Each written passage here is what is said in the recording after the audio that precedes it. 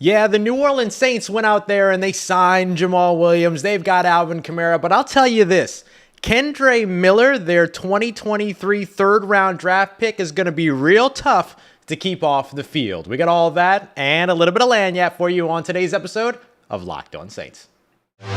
You are Locked On Saints, your daily New Orleans Saints podcast. Part of the Locked On Podcast Network, your team every day.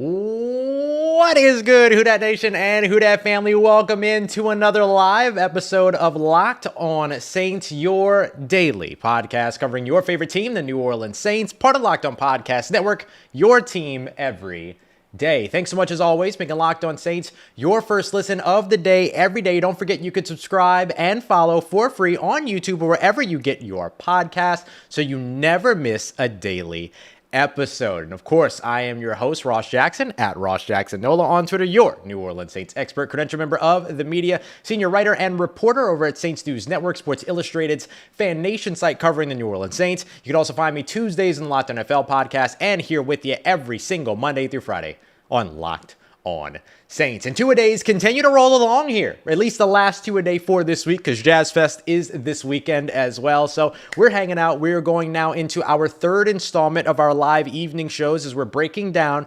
Kendre Miller, the running back selected by the New Orleans Saints in the third round, what his short-term impact might be, what his long-term impact might be, and beyond. We're also going to take a look at whether or not the New Orleans Saints should add to their running back room still, despite the moves that they've already made this offseason. But the first thing we're going to start with is Kendre Miller and why it's going to be really hard to keep him off of the field his rookie season. That's your big takeaway tonight. Want to say a big shout out to everybody that's here live, everybody that's listening or watching later. Big shout out to all the everydayers out there. You know who you are. And I appreciate y'all very much as always for being here for another episode. Big shout out to the folks in the chat. Jerry, Scott, Johnny, Tyler, Flo Ryan, I see you. Jay, I see you. Hank, I see you. Opay, I see you. I appreciate y'all very much for being here. But let's go ahead and dive in. When it comes to Kendre Miller, the running back that the New Orleans Saints drafted in the third round of the 2023 NFL Draft, 5'11", just over 200 pounds, 215-ish, somewhere around that area. And then he ran for 1,399 yards last year, 17 rushing touchdowns, had an MCL sprain really late in the year, which kept him out of the national championship game, but also kept him from testing over the course of the offseason. So this was a guy that didn't get as much attention that maybe he would have if he would have gotten the opportunity to run the 40, jump the vertical, bench, all of that stuff. So there's a lot of stuff that we missed about Kendre Miller over the course of the offseason, but that didn't stop the New Orleans Saints. And in fact, it didn't even stop us here on this show from discussing how good a fit he would be for the New Orleans Saints. He had a top 30 visit with him, and this is a guy that is going to be very tough to keep off the field. The reason being is he can effectively do whatever it is that you need him to do. You want him to run in between the tackles, he can do that. He's a great one-cut guy, but is really patient. Lets plays develop in front of him, kind of Le'Veon Bell-like in that way. He's got that level of patience. He stops, waits for stuff to develop, kind of hops around in the backfield, sees where he has his opportunity, and then bam, he's right through that hole. So that's the way he operates with the in between the tackles, but he's also got the speed, athleticism, and agility, the bend, all the things that you need for a running back to be able to win the corner, win the edge over on the outside, so you can run him out to the perimeter. And even though he wasn't asked to do it a ton, only 26 catches at TCU, it's clear that he's got a set of hands. You can see that, and how do we know that? You can see it in the film, right? Look at the screen passes on 3rd and 17, 3rd and 10 that TCU would habitually run. Sound familiar, doesn't it? With Kendre Miller, to where they would let the pressure come through, dump it off to Kendre Miller, and then let him see what he can do in terms of picking up more yardage. He did that pretty successfully quite a bit in 2022 with TCU. And one of the things that you saw in those screen passes is, of course, Max Duggan. You're letting a lot of unblocked defenders get in Max Duggan's face, and he's trying to get the ball out. Some of those throws were understandably outside of the frame of Kendre Miller, but he was still able to make those catches, extending for catches. He has a couple to where he reaches down and plucks some off the turf before it ends up being an incomplete pass. He was phenomenal in that area. So I think that that goes to show you that there's something to build on there. The thing that you want to see him come through and kind of get a little bit better at is going to be, of course, pass blocking. And then you want to see if his receiving ability out of the backfield is something that can actually translate and grow a little bit in the NFL game. But he's certainly going to get the opportunity because this offense wants to be able to throw the football to the guys coming out of the backfield. Now, where is Kendre Miller going to get his opportunities in 2023? Well, there's one big obvious answer, right? Alvin Kamara could potentially be suspended for at least 6 games, maybe more, maybe less, I don't know. But I'm saying at least 6 games just based on the NFL's code of conduct policy and how they address things like violent altercations off the field and suspensions relative to that. So that could open up a lot of opportunity for him to be out there along with Jamaal Williams and getting reps and being able to have an impact his rookie year. But he's got a long-term impact as well, which we'll discuss here in a little bit. But when you look beyond that, I think the other thing that you look at is that even when he gets an opportunity to get mixed in on some first and second downs, the Saints actually see him as a 3-down guy. So if you're in a situation to where if you're the New Orleans Saints, you feel like you've used Alvin Kamara a ton, you now have a guy that can go in on 3rd down, catch some passes, be a threat in the run game, run some routes, do all of those things. That's going to be able to sort of alleviate the pressure on Alvin Kamara. And I think that's a big goal for what the New Orleans Saints have when it comes to Kendre Miller. They want him to be able to work in concert with and in place of Alvin Kamara so that Alvin Kamara doesn't have to do what he did last year and be the bell cow back where he had to run between the tackles and get outside and try to, be a factor in the passing game and all that. The Saints didn't have that change of pace at all last year. They really didn't. And so a guy like Kendre Miller gives you the opportunity to be able to have that other guy that can come in, operate in concert with and in place of Alvin Kamara so that you don't have to use him between the tackles a bunch and stuff like that. Jamaal Williams gives you all of that as well, but I think there's still some dynamicism in the differences between Jamaal Williams and Kendre Miller. They can still complement each other. Can they both run between the tackles? Absolutely. Kendre Miller might be a little bit more effective on the perimeter, and then they're both going to be effective for you in the run game, even though those are sort of underappreciated parts of their game. They can both do it. So I think that's the other thing that's really exciting is not only does Kendre Miller come in and complement Alvin Kamara, he comes in and complements Jamaal Williams in some areas of the game too. So it really expands the Saints' ability to be able to have a 3 running back rotation, which we've seen the New Orleans Saints do in the past. We've seen them excel there before. And it allows them to be able to get multiple running backs on the field. If you're an NFL offense, what do you want to do? You want to get the 11 best players on the field every single play. When you've got a trio of running backs like Alvin Kamara, Jamaal Williams, and Kendre Miller, having 2 of those guys on the field at the same time kind of allows you to do that, depending upon the game situation and everything. So I think that that's another big place where Kendre gets some real opportunities. I think it's going to be tough to keep this kid off the field. I know that he's younger. I know that he's somebody that is going to be able to come in and, going to be expected to rotate with these guys and everything like that. And I think all of that's going to happen. But I also seriously think that he's going to get pretty good attention his rookie season. And then, of course, more opportunities will continue to grow and grow and grow after that.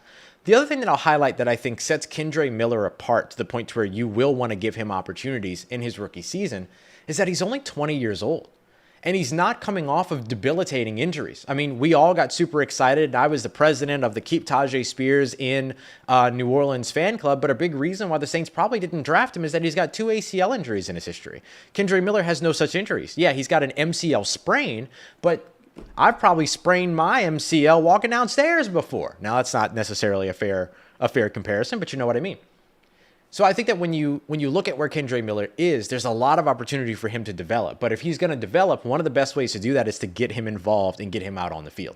And if you ask Kendre Miller, he's going to be the type of player that you get out on the field and aren't going to want to take off because he is coming for the Saints starting job. Now, it's not going to happen his rookie season. Let's not get it twisted. He's not going to jump in front of guys like Jamaal Williams and Alvin Kamara his rookie season.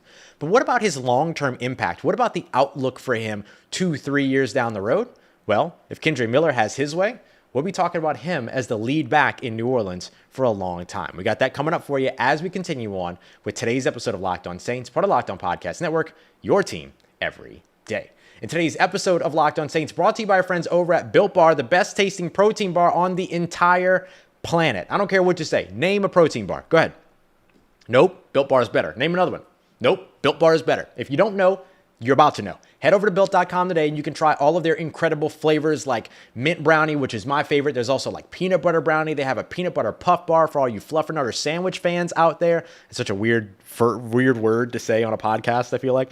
There's also like coconut chocolate. There's coconut almond if you like Mounds and Almond Joy and all that stuff. There's so much for you to check out over at Built.com. And all of those bars are covered in 100% chocolate and only come with like 130 calories, 4 grams of sugar, but 17 grams of proteins. You can find everything over at Built.com. If you live near a Walmart pharmacy section, 4-bar boxes of some of their best flavors. And if you live near a Sam's Club, 13-bar boxes, that baker's dozen, of Puffs flavors like Churro Puffs, as well as Brownie Batter Puffs as well. 2 of the best flavors that they've got over at your local Sam's Club. So go and check them out there or at Built.com to get your hands on the best tasting protein bar ever made. All right, family, continuing on with today's episode of Locked On Saints. Big thank you to you if you're joining later or if you're watching live. Appreciate you very much for being here. Make sure you come back for another episode tomorrow as you make us your first listen of the day, to where we are going to be breaking down and taking a look at some of the new numbers that the New Orleans Saints have. There's a lot of new numbers out there, as well as taking a look at some of the big moves that they've made, looking at some of the undrafted free agents, stuff like that. We won't have a live second show tomorrow or Friday, but you'll still have morning shows Thursday and Friday morning. All right, so let's jump in to where the long-term feel is for Kendre Miller. Our friends over at WWL Radio had Kendre Miller on air, and one of the things that he said was, I respect Alvin Kamara and everything that he's done for this organization and the type of player that he is, but I'm coming for that number 1 spot. Now, this has been met with mixed feelings. There's some people that think that that was a little bit too much. I tend to like that level of confidence. I think every rookie should come in believing that they can be the number 1 guy at their position. I believe that every rookie can come in and believe that they can be the number 1 guy at their position in the NFL. I think that's a quintessential part of being a good football player, is you kind of have to have that attitude. I don't sit here in front of this microphone every day and say, well, I want to be the second best Saints podcaster out there. I come out here every day wanting to be the best and hoping that I'm giving you my best. That's what makes us great. That's what we do, right? So that's a big part of what you want, or it gives us the chance to be great. I don't know if I am great, but I like to believe I'm getting there. And so I think that when you look at a guy like Kendre Miller, you see the same thing for him. He's got an outlook that says, I'm confident. I got an attitude. I'm ready to roll. I'm out here. Like, let's get it. Like, I love all that. Second thing is, I mess with anybody that goes out here and quotes ludicrous lyrics, saying I'm coming for that number 1 spot. I love it. So when I look at where a guy like Kendre Miller's outlook is for the future, the thing that we have to keep in mind, even though no one likes to talk about it, is that Alvin Kamara and Jamaal Williams, even these 2 players that the Saints signed, are 29 years old at the beginning of the season. The NFL starts to turn its nose up at running backs around the age of 30. I don't know that the New Orleans Saints will do that, but if they do, you're going to want somebody in the backfield that's ready to go. And if there are injury issues, which we know this team has dealt with year in and year out, you're going to want the guy that's going to be able to come in and say that, I'm ready to be the number 1 guy. You want that dude. And keep in mind, Kendre Miller's only 20 years old as we speak right now. He turns 21 very soon. He'll be 21 when the season picks up. I appreciate everybody in the chat. Y'all are very sweet. Y'all are very, very nice. But him being 21 going into the beginning of the season means that at 22, 23, like, this guy hasn't even hit his prime yet. He might not hit his prime until he's 24, 25. And so with that being the case, you've got somebody that's ready to go, whether you have to go to him or not, right? Whether you choose to go to him or not, like, it doesn't matter. You have that player. And I think that that's such a big part of what the New Orleans Saints did so well in this draft, is that they came in and said that, you know, like with the round 1, they went on potential. Round 2, they went on production. Round 3, they went and got the guys that they wanted. You saw all the, or day 3 rather, day 2, day 3. I'm so sorry. Day 3, they went up and they traded up and got the guys that they wanted. Kendre Miller, Isaiah Foskey are examples of production, massive production in college, proven stuff. So I think that you look at where Kendre Miller can have an opportunity to translate in the NFL and what his future outlook is. There's no reason to put a limit on it. There's no reason to put a cap on it. And this is a tenet that the New Orleans Saints subscribe to big time. They don't care when you were drafted, if you were drafted, how you joined the team, if you were a free agent, if you were a traded player, if you came from Canada, if you came from Nigeria, if you came from the USFL, the AAF, which ain't even like in service anymore, or the XFL. They will not put a cap on a player. They will say, go out there and show us who you are, and we will put you where you deserve to be. And that's one of the things that allows the Saints team to do what we were discussing earlier in putting 11 of the best players on the field at a time. You know what I mean? So I think that that's such a big piece of what it is that you can see with him. Oh, no. There will be, sorry, I want to clarify this real quick. There will be a show on Friday. It just won't be a live show in the afternoon. There'll be a morning show like the usual schedule, but I just won't have a second show. So your birthday's covered. Your birthday's covered, Darrell. So when we look at Kendre Miller, if he's able to develop into somebody that can contribute as a pass blocker more substantially, if he can contribute and the way that you expect that receiving prowess to develop and translate to the NFL, he becomes a guy that is an option for you should you ever need to change up who your top running back is. And I know that this is a tough conversation to have. Alvin Kamara is beloved in the city of New Orleans, in the state of Louisiana, in the region of the Gulf Coast. He's beloved in Australia. He's beloved in Germany. He's beloved everywhere. And I think that he deserves that. And he's still one of the Saints' absolute best players. But after a certain point, every player has to move on. Every team ends up moving on from some player. And that could happen in the next 4 years, because within the next 4 years, Alvin Kamara is going to be sniffing 33. And as a running back in the NFL, not a lot of backs get that opportunity. Alvin Kamara could very well be that guy. Didn't have a lot of tread coming off, had a ton of tread left on the tires when he got into the NFL, for sure. But even if Alvin Kamara is still going strong at 33, if you've got a 24-year-old running back behind him in Kendre Miller that's mixing in, you're still in a good place. Like, this isn't a bad thing. And I think that sometimes we tend to treat like, oh, this player coming in is being drafted. You look at him as a rookie and you try to translate or you try to project 3-4 years in advance, that we shouldn't have the conversation about them usurping someone else or unseating someone else. I think we can. I think that's an okay conversation to have, because ain't nobody out here saying that Alvin Kamara should be gone this year. That would be ridiculous. Like, I'm not out here saying that. Ain't nobody out here saying that. And so instead, really what you're looking at is, where does Kendre Miller fit in with or in place of Alvin Kamara, depending upon what the New Orleans Saints locker room looks like in 4 years? What if Alvin Kamara is gone, but Jamaal Williams is hanging around? Then all of a sudden you got just Jamaal Williams, Kendre Miller, dynamic duo that you can run with. Like, this doesn't mean that it's time to close up shop on any one player right now. It just means that as you look ahead, the Saints clearly have a vision for what they want with a guy like Kendre Miller. Didn't do any athletic testing, coming off the MCL sprain, is a 20-year-old running back, somebody that is able to come in and pick up some of those snaps for you. We'll see how much he gets kind of invested, or how much they invest in him his rookie season in terms of carries and snaps and things like that. But I do think that over time, he is somebody that you can kind of look at and go, okay, that's somebody that has the formula, that has the talent, that checks the boxes for starter material if he translates in the NFL. So it's all going to start his rookie season. Got to stay healthy, got to produce, got to prove that you are who the Saints expect that you are. But once that happens and that door is open, there's a pretty high ceiling on who a guy like Kendre Miller, or what a guy like Kendre Miller can mean to the city of New Orleans in 4 years by the time he's ready for a second contract, potentially with this team. So I'm all about it. I'm all about it. My bald brother. That's me. I'm the bald guy. So I do think that they look at how to incorporate Kendre Miller a ton his rookie season. He's going to be tough to keep off the field, and he's got a great outlook as he moves forward. But should the Saints continue to invest in this room? Do they have enough? Or do you want to see more bodies come in training camp? I'll give you my thoughts as we continue on and wrap up today's episode of Locked On Saints, part of Locked On Podcast Network, your team every day. Let's get it, Who Dat Nation. Wrapping up today's episode of Locked On Saints with our look at the running back room as a whole. We discussed Kendre Miller, how he fits in. In case you missed it, we also did the same thing, full episodes on Isaiah Foskey, as well as Brian Brzee from Monday and Tuesday, some live streams that are also available on audio as well. And then we also have our standard everyday show. This morning, we kind of went through defensive line, alignments and fronts and gaps and things like that. So we went through all of that. So today, as we wrap up, the thing that I want to look at is the running back room for the New Orleans Saints. Who are the running backs, and should they add more talent there? So you've got Adam Prentice, who's your fullback, #fullback season, still alive here in New Orleans, thank goodness.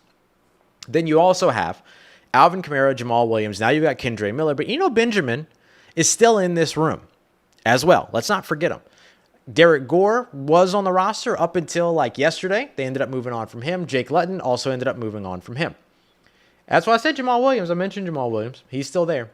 And I think Jamaal Williams is A, an outstanding running back, and B, is somebody that comes in and also has a very clear role with all this.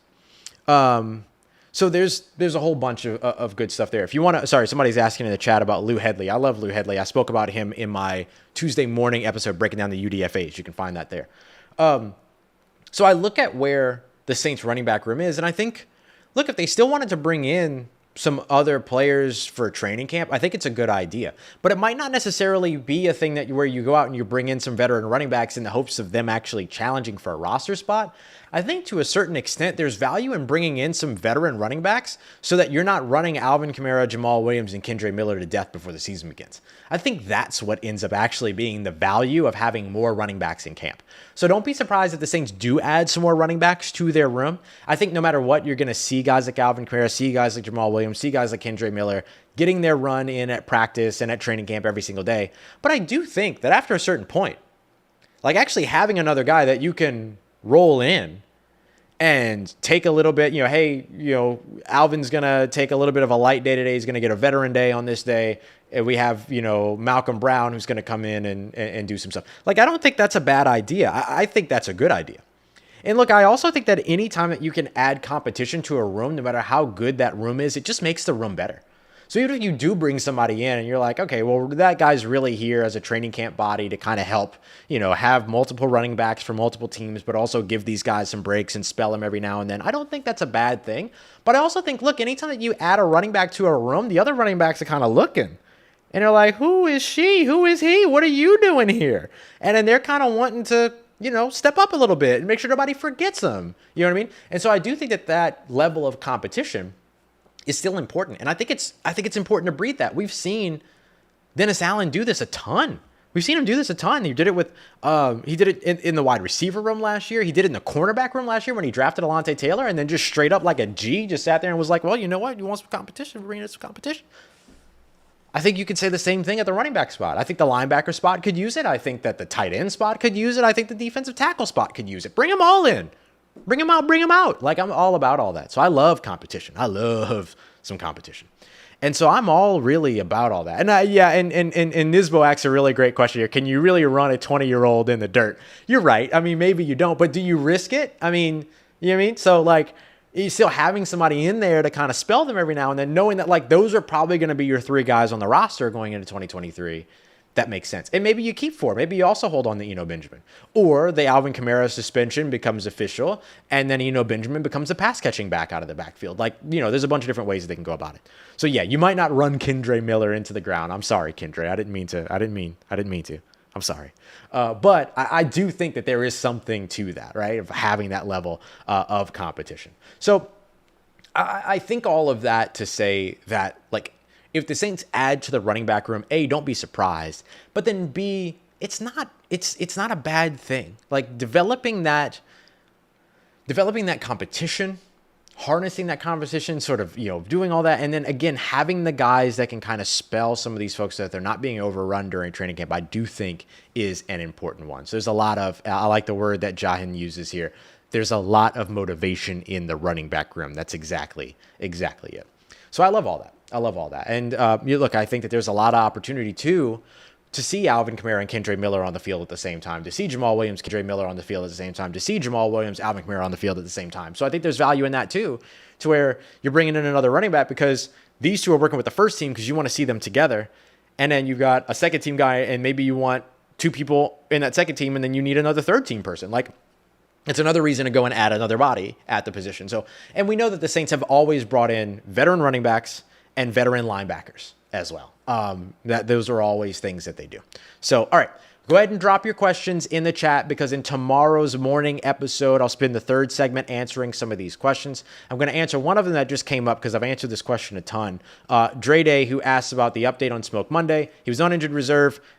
He should be at camp. That's what we know about Smoke Monday. Same thing for DeMarco Jackson. He was on injured reserve, should be at camp. We'll see how they all pan out. And so I think that's kind of where like those guys are. But when it comes to the running back room, man, it's going to be a really exciting one to watch over the course of training camp. For all the everydayers out there, make sure you're coming back for tomorrow morning's episode as we take a look at some of your questions, as well as looking at some of the big news around the New Orleans Saints heading into that time, and looking at some of those new numbers that the New Orleans Saints have assigned as well. So get your questions in the chat. Make sure to hit the like button on your way out. I finally remembered. And of course, if you're watching or listening later as well, make sure that you're going back, checking out the rest of the catalog, all the other stuff. Really appreciate y'all so much for being here and for checking us out for another episode of Locked On Saints. Appreciate you as always, making me a part of your day, part of your routine, for saying yes to me and the show. As always, if you see me, say hi. And if you need anything else around your New Orleans Saints in between these episodes, make sure you follow me on Twitter at Ross Jackson, NOLA. Hit me up. Let me know how the family's doing. Let me know how you're living. Let me know how your mom and them. And trust Who Dat Nation. I'll holla at you.